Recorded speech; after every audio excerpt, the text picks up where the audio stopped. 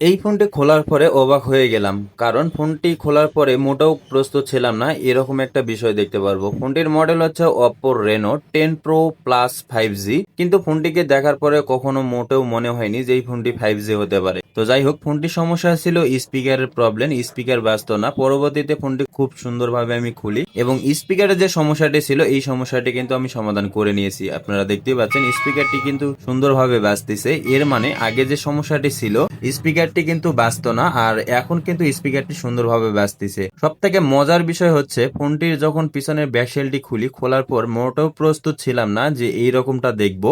আর সব থেকে বড় অবাক করা বিষয় হচ্ছে ক্যামেরাতে। দেখুন, ক্যামেরার উপরে শুধুমাত্র একটা ক্যামেরার মতন ডিজাইন করা একটা জাস্ট খালি একটা জিনিস লাগানো, জানি না এই জিনিসটা কি, তবে প্রচন্ড পরিমাণের ভারী। আর এই ক্যামেরাটি নাকি 108 মেগাপিক্সেলের ক্যামেরা, কিন্তু মোটেও প্রস্তুত ছিলাম না এই বিষয়টি দেখার জন্য। তো ফোনটি খোলার পরে আমি পুরোপুরি অবাক হয়ে গেছি যে কিভাবে সম্ভব। তো যাই হোক, আপনাদের কি মনে হয় অবশ্যই আপনার মূল্যবান মতামতটি কমেন্ট বক্সে জানিয়ে দিবেন। আর ভিডিওটি ভালো লাগলে চ্যানেলটিকে সাবস্ক্রাইব করে ভিডিওটিকে শেয়ার করে দিবেন। ধন্যবাদ।